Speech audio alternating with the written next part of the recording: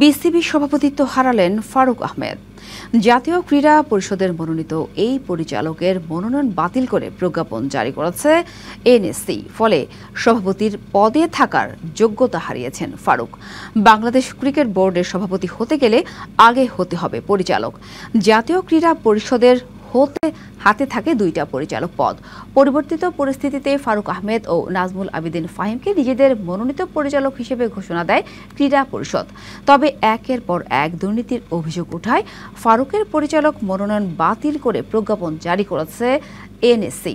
ফারুকের পরিবর্তে বিসিবি সভাপতি হওয়ার দৌড়ে সবচেয়ে এগিয়ে আছেন সাবেক ক্রিকেটার আমিনুল ইসলাম বুলবুল।